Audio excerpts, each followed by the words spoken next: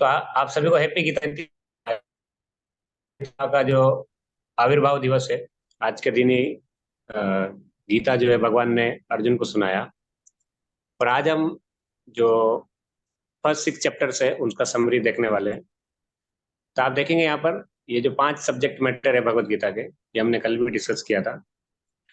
तो पहला है गॉड, ईश्वर। ईश्वर क्या है? दूसरा आत्मा क्या है या सोल। तीसरा प्रकृति क्या है? नेचर। और चौथा कर्म क्या है? एक्शंस। एंड पांचवा काल या टाइम। तो ये 5 विषय है भगवत गीता के। पहले चैप्टर का नाम आप देख सकते हैं, अर्जुन विषाद योग। तो हर चैप्टर का नाम भगवत गीता का योग पद्धति है। सेकंड चैप्टर सांख्य योग, ये आत्मा का ज्ञान। थर्ड चैप्टर कर्म योग। फोर्थ चैप्टर ज्ञान योग। फिफ्थ चैप्टर कर्म योग और कृष्ण को समर्पित करते हुए जो आप कर्म करते हैं। सिक्स चैप्टर है ध्यान योग या आर्ट ऑफ मेडिटेशन। ऐसे 6 चैप्टर्स हैं। तो इसमें से जो पहले 6 अध्याय है, इसमें से आपके लिए क्या इंपॉर्टेंट है, तो हम दो अ, आज डिस्कस करने वाले हैं। एक है आप कैसे अपने जो कर्म योग है या कर्म के जो भी फल है और कर्म को कैसे आप होली बनाए और कर्म करते हुए कैसे शुद्ध अपने आप को शुद्ध करें।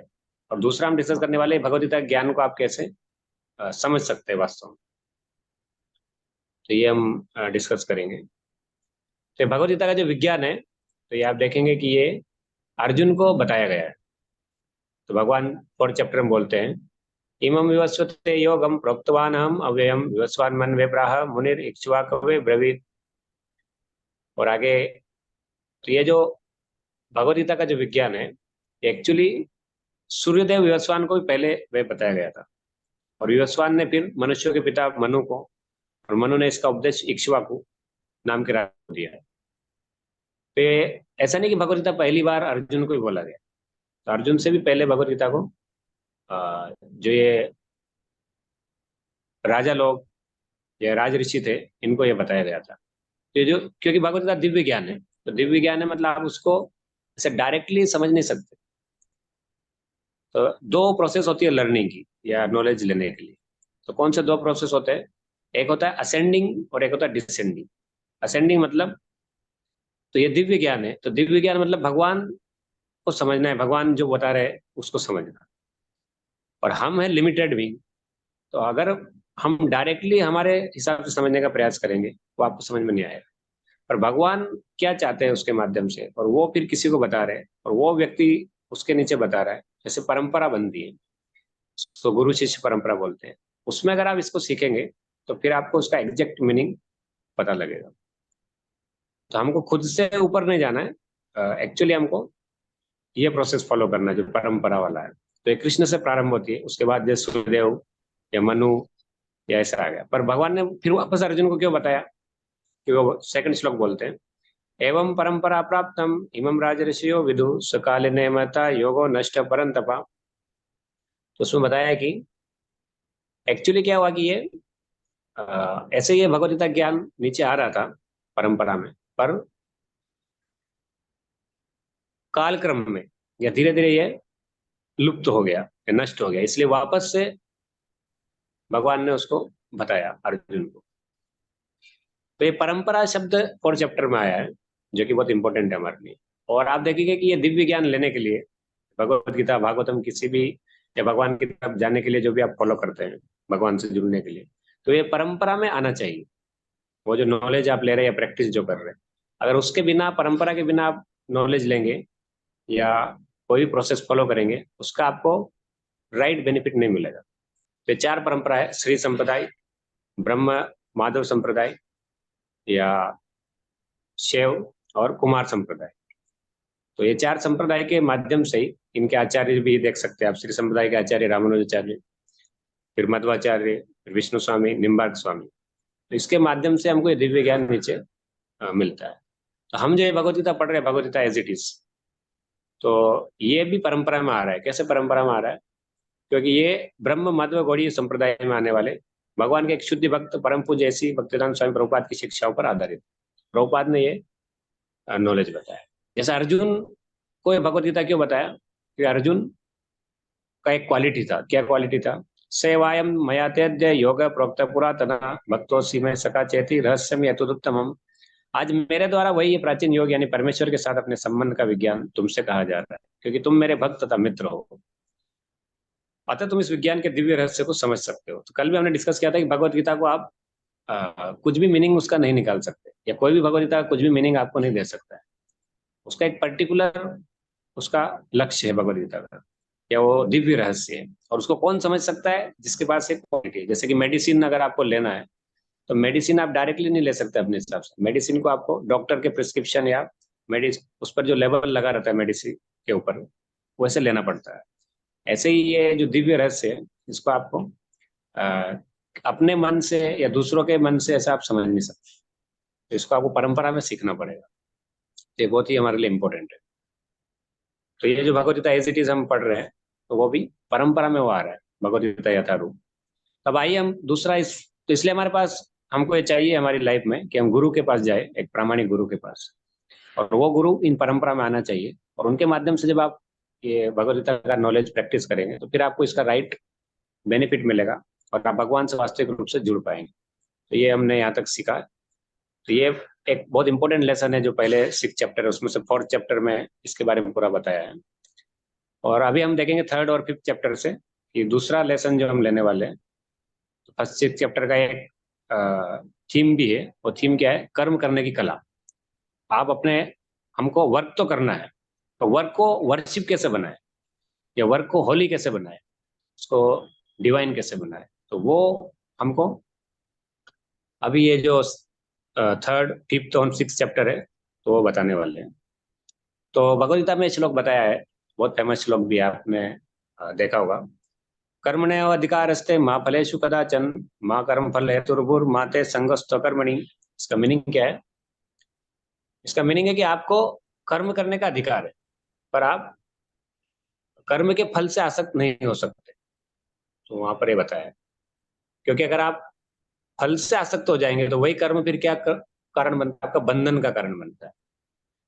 पर अगर आप कर्म तो करेंगे पर फल से आसक्त नहीं रहेंगे, और फल को कैसे यूज करना है अगर आपको समझ में आ गया भगवत गीता से, तो फिर आप देखेंगे कि आप बंधन में पड़ने की बजाय आप शुद्ध हो जाएंगे। और आपका जो कर्म है या आपका जो भी एक्टिविटी आप कर रहे हैं, वो आपका एलिवेशन का कारण बनेगा, आपको आत्मा के स्तर पर ऊपर उठाने के लिए या भगवान जुड़ने में मदद करेगा। इसलिए उसको योग बोला जाता है। योग मतलब वो आ, आपको भगवान से जुड़ रहा है। तो कर्म ओनली करेंगे तो बंधन का कारण बनता है। कर्म मतलब बंधन, रिएक्शन देता है। कर्म योग करेंगे तो आप कर्म के फल के माध्यम से या कर्म करते हुए आप भगवान से जुड़ रहे हैं। वो कैसे होगा वो हम आगे देखने वाले हैं। तो पहले हम यहाँ पे पढ़ते हैं, हमें अपने कर्म कर्तव्य करने का अधिकार है। दुनिया में केवल भौतिक परिणाम के लिए ही नहीं बल्कि आध्यात्मिक परिणाम के लिए भी काम किया जा सकता है। आध्यात्मिक ज्ञान का, जैसा आप एक ज्ञान ले रहे हैं भगवद गीता का, उससे आप स्वयं को शुद्धि करने के लिए एक्टिविटी करेंगे, और ओनली फल के प्रति आसक्त नहीं रहेंगे। तो इसका मतलब कि आप फल की परवाह न करें। तो फल तो आप ले सकते हैं, पर किसके लिए लेना है हमको? अपने आध्यात्मिक विकास के लिए या भगवान को खुश करने के लिए। हमारा प्राथमिक उद्देश्य कृष्ण को प्रसन्न करना है। भले ही परिणाम सामने नहीं आए, लेकिन कृष्ण भाव देखेंगे और प्रसन्न होंगे। तो आगे हम इसको और स्टेप्स में देखते हैं कैसे आप ये कर सकते हैं। तो ये भगवद गीता आपको नेक्स्ट सिखाता है, पहले 6 chapter art of smart work, या कैसे आप अपने एक्टिविटी को होली बनाएं, तो वो भी आपको ये बताता है। तो आइए हम उसको थोड़ा देखते हैं।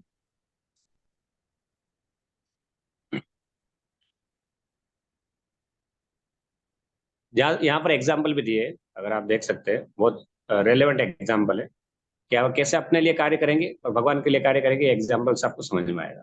जैसे एक कैशियर बैंक की ओर से पैसे का आदान प्रदान करता है, तो आपने देखा होगा बैंक में एक कैशियर काम कर रहा है, तो वो बैंक के लिए कितने पैसे काउंट कर सकता है आदान प्रदान में, उसको कुछ कोई कुछ नहीं बोलेगा, बल्कि उसको सैलरी मिलेगा एट द एंड।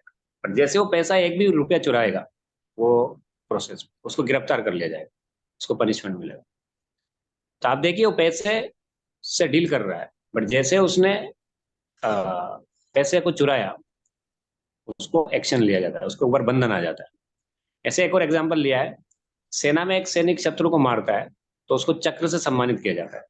पर जब वही बंदूक से वही मारने का कार्य अपने पड़ोसी को करता है, फिर उसको गिरफ्तार कर लिया जाता है। तो ऐसे अर्जुन को वही डाउट था कि वो अपने स्वार्थ के लिए युद्ध लड़ेगा, तो फिर उनको लग रहा था कि इससे तो पूरा लॉस या सबका नुकसान हो रहा है।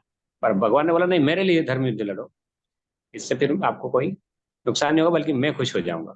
तो कैसे हम ये सीखे भगवत गीता से? क्योंकि हमको कर्म तो करना है, कुछ ना कुछ एक्टिविटी तो आपको करना है, कोई भी बिना कुछ किए खाली नहीं बैठ सकता है। और उस कर्म को या एक्टिविटी को आप कैसे करें जिससे आप चेयरफुल रहे, स्ट्रेस फ्री रहे?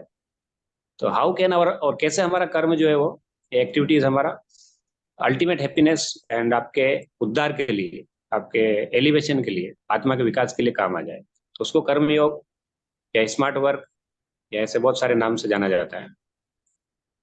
तो आइए हम उसको देखते हैं आगे। ये भगवद गीता 2.47 है सेकंड चैप्टर में, और थर्ड और फिफ्थ चैप्टर में इसके बारे में बताया है। तो यहाँ पर लेसन 1 क्या है हमारे पास, इसके 6 स्टेप्स हम डिस्कस करेंगे अभी। तो पहला स्टेप है, हमको समझना चाहिए कि everything is owned and controlled by God, thank him by offering the results of your work to God, food, time, money and energy. तो आप देखेंगे कि हमारा कुछ भी नहीं है, जो हम कार्य कर रहे हैं वो भी हमको भगवान ने क्षमता दिया है, और जो भी हमको फल मिलेगा वो भी भगवान ही देने वाला। तो हम बस क्या कर रहे हैं, अपने जो भी हमको दिया गया है उससे हम एक्ट कर रहे हैं, हमारी इच्छाओं के अनुसार या हमारा जो डेस्टिनी उसके अनुसार। जैसे यहाँ पर आप देख सकते हैं, even know one can manufacture anything like food या ग्रेन्स, वेजिटेबल्स, ये सब कुछ भगवान ने सप्लाई किया है, भगवान नेचर के थ्रू आपको सप्लाई कर। तो कुछ भी भगवान के बिना संभव नहीं है।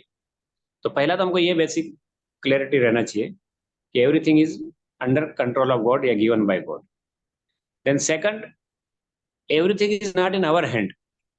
आप बस एंडेवर कर सकते हैं, बट रिजल्ट कौन देगा? गॉड ही देगा। जैसे आप एक एग्जांपल भी दिया, फार्मर एंड गॉड। तो किसान क्या कर सकता है? अच्छा खेती कर सकता है, अच्छा खेत को या बीज को बो सकता है, पर जो फसल का फाइनल रिजल्ट देने वाला है, भगवान के कंट्रोल में, क्योंकि वेदर या रेन देना वो सब भगवान के हाथ में, वो किसान फोर्स नहीं कर सकता उसको। तो ये भी हमको सेकंड टिप्स सीखना चाहिए। तो इसलिए हमको क्या करना चाहिए? Do your best and leave the rest.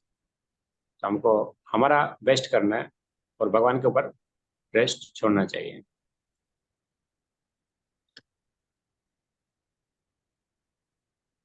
या थर्ड, यहाँ पर हम देखेंगे कि work with the knowledge of goal of life.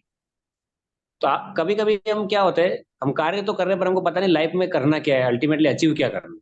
जैसे कुछ लोग क्या सोचते हैं, ये संसार को होटल समझ लेते हो, एंजॉय करना है, जो मिल जाए एंजॉय करो, जैसे भी हो जाए एंजॉय करो। पर एक्चुअली हम संसार को होटल नहीं समझना है, हमको क्या करना है? हॉस्पिटल समझना है। हॉस्पिटल में किस लिए जाते हैं? ट्रीटमेंट के लिए जाते हैं, सही होने के लिए जाते हैं। ऐसे ही वर्ल्ड में हम आए हैं, तो हमको इधर फंसना नहीं है जन्म मृत्यु के चक्र में, हमको यहाँ से बाहर निकलने का प्रयास करना चाहिए। तो ये गोल हमारा लाइफ में क्लियर रहना चाहिए कि मैं जो भी कर रहा हूँ, क्या उससे मैं इस जन्म मृत्यु के चक्र से बाहर निकल रहा हूँ? जो भी मेरे को रिएक्शन आ रहा है कर्म का, क्या मैं उससे बाहर निकल पा रहा हूँ? क्या वो मेरे को हेल्प कर रहा है फाइनली सबसे बाहर निकलने में या भगवान से जुड़ने में? तो ये हमारा गोल फिक्स रहना चाहिए। और अल्टीमेटली मेरे को, जैसे हमने डिस्कस किया था पहले भी, कि भगवान के पास जाना है, कि भगवान ही वास्तव में असली वो सुप्रीम ऑब्जेक्ट है, जिनको हम लव कर सकते हैं, सर्व कर सकते हैं, उनको सेवा और प्रेम कर सकते हैं। अभी आप देखेंगे फोर्थ जो पॉइंट है वो है कि हमको कुछ चीजें नहीं करना चाहिए। तो वो 4 चीजें यहाँ पर बताया है। Give up the unholy professions, तो वो आपको नहीं करना चाहिए। कौन सी 4 चीजें नहीं करना चाहिए? So no meat eating, no gambling, no intoxication, no illicit sex. तो उसका डिटेल भी दिया है। जैसे नॉन वेज में मीट, फिश, एग्स आता है। इंटॉक्सिकेशन में अल्कोहल, ड्रग्स, टोबैको। गैम्बलिंग में horse, casino, lotteries. Illicit sex में आप शादी के पहले, शादी के अलावा, या मूवी देखना ऐसी, या गंदी बातें करना, ये सब उसमें आता है। तो ये सब आपको गिव अप करना पड़ेगा, कि जब तक आप ये गिव अप नहीं करेंगे, आप प्योर लेवल पर आगे नहीं बढ़ सकते, आपके माइंड सेंसेस कंट्रोल में नहीं रहेंगे। क्योंकि 3 तरह के कर्म होते हैं। एक होता है कर्म, जैसे कि आप नॉर्मल क्या सही या गलत करते हैं। दूसरा होता है विकर्म, मतलब जो एकदम अलाउ ही नहीं है, जो करने पे आपको नेगेटिव रिजल्ट मिलेगा डायरेक्ट। बहुत ही आपको सब्र करना पड़ेगा। तो जैसे कि नॉनवेज अलाउ नहीं है मनुष्यों के लिए। फिर अकर्म मतलब आपको ऐसी एक्टिविटी करना है जिससे आप इस संसार से बाहर निकलेंगे, भगवान को प्रसन्न करेंगे, तो उसको अकर्म बोला जाता है। कि आप एक्शन तो कर रहे हैं और उसका आपको रिजल्ट जो है वो अफेक्ट नहीं कर रहा है, रिएक्शन आपको अफेक्ट नहीं करता। जैसे आप यहाँ पे कुकिंग का एग्जाम्पल लिया, अगर खुद के लिए प्रसाद, खुद के लिए फूड बनाएंगे आप, तो आपको कर्म में लगता है। नॉन वेज खाएंगे और ज्यादा आपको उसका रिएक्शन आएगा। पर अगर आप भगवान को भोग लगाएंगे और फिर आप वो चीज को खाएंगे, उसको प्रसाद बोला जाता है, उससे आप फ्री हो जाएंगे। तो भगवद गीता में बोला गया है सत्वगुण में हमको आहार लेना चाहिए। आयु सत्व बल आरोग्य सुख प्रीति विवर्धना रस्या स्निग्धा स्थिरा प्रत्या आहार सात्विक प्रिया। बताया कि सात्विक भोजन जो है वो रसमयी स्निग्ध स्वास्थ्यप्रद हृदय को भाने वाला होता है। इससे आपकी आयु बढ़ती है, जीवन को शुद्धि करता है, बल स्वास्थ्य सुख तृप्ति प्रदान करने वाला होता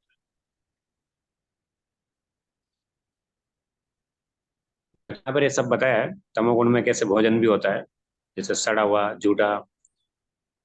और अकर मतलब आप जैसे भगवान को भोग लगा के प्रसाद खाते हैं। तो हमको ये सब अवेयरनेस रहना चाहिए कि भगवान सबके हृदय में है और वो सब देख रहे हैं। तो हम अगर गलत चीज करेंगे तो उसका हमको रिएक्शन मिलेगा। तो ये फोर्थ पॉइंट हमने देखा कैसे हमको अनहोली चीजों को या जो गलत चीजें उनको छोड़ना है, तो उनको नहीं करना चाहिए। फिफ्थ यहाँ पर क्या दिया है, चैंट दी मंत्र। तो भगवान का नाम लेना है। जैसे हरे कृष्ण मंत्र है, हरे कृष्ण कृष्ण कृष्ण हरे हरे, हरे राम राम हरे हरे। तो ये हमको लेना है। इसको लेने से क्या होगा, आप भगवान के डायरेक्ट टच में रहेंगे, ठीक? और ये आपको शुद्ध करेगा। तो remember the Lord by chanting Hare Krishna, हमको रिमेंबर करना है। क्योंकि योगा मतलब क्या है, टू कनेक्ट, जैसे हमने बताया भगवान से जुड़ना है। तो बेस्ट चीज क्या है, आप भगवान से जुड़ सकते हैं उनके नाम को जप करके। कि कलयुग में बहुत इजी है और उसमें कोई रूल्स भी नहीं है, आप इजीली उसको प्रैक्टिस कर सकते हैं। तो हमको ये चैंटिंग या मंत्र मेडिटेशन करना चाहिए। और आप चाहे कुछ भी हो, डॉक्टर हो, इंजीनियर हो, हाउस वाइफ हो, आप इसको कर सकते हैं, क्योंकि भगवान से जुड़ने का बहुत इजी प्रोसेस दिया है। फिर हम देख रहे हैं यहाँ पर सिक्स क्या है, dovetail your talents and profession and offer them in Lord service. भगवान की सेवा करिए, कुछ प्रैक्टिकल भगवान के लिए करिए। जैसे कर्मयोग मतलब आप जो भी करेंगे वो कर्म भगवान के लिए करिए और उसका जो भी रिजल्ट आता है उसको भगवान की प्रसन्नता के लिए उपयोग करिए। यहाँ पर आपको ऑलरेडी बताया हमने एग्जाम्पल। उससे आपको भगवान क्या करेंगे, खुश हो जाएंगे, वो भी रेसिप्रोकेट करेंगे, आपको आध्यात्मिक रूप से ऊपर उठाएंगे, आपको शुद्ध करेंगे। तो इसलिए जो ये कर्म है ये हमको ओनली कर्म नहीं करना है, हमको उसको योग बनाना है, या उसको और अच्छे से करके भगवान की प्रसन्नता के लिए करना है। तो ये भी हम भगवत गीता के पहले 6 चैप्टर से सीखते हैं। क्योंकि भगवान ने लास्ट में 6 चैप्टर के बोला है, योगी नाम अपनी सर्वेशा मत गते अंतरात्मना श्रद्धावान भजते यो मम समय युक्त तमम मत। बताए कैसे, योगियों में भी सबसे सर्वश्रेष्ठ जो है वो जो उनके ऊपर पूरा ध्यान केंद्रित करके और फिर वो आ, उनको भजता है, उनकी भक्ति करता है, तो उसको सर्वोच्च सर्वोच्च योगी बोला जाता है। तो इसलिए हमको फाइनली ऐसा हमारा लाइफ को मोल्ड करना है कि हम हमारे लाइफ में भगवान को जाने के लिए और इस संसार से बाहर निकलने का लक्ष्य रखें। हमारे वर्क या हमारे जो भी रिजल्ट आ रहा है, उसका फल आ रहा है, उससे भगवान को खुश करें। और साथ साथ में हम आध्यात्मिक रूप से शुद्ध होते हुए और ये लाइफ में एक भगवान को समर्पित जीवन जिए। तो ये हमारा लक्ष्य रहना चाहिए। ये हम पहले से सीख रहे हैं। और पहला पॉइंट हमने सीखा, गुरु के पास जाना चाहिए भगवद गीता को अच्छे से सीखने के लिए, परंपरा में इसको सीखना चाहिए। तो हरे कृष्णा, आप सभी को धन्यवाद। ये हमने देखा, अभी हम क्वेश्चन आंसर लेंगे, आप रिज्वाइन कर सकते हैं और हम उसका रिवीजन भी करेंगे। Thank you. हरे कृष्णा।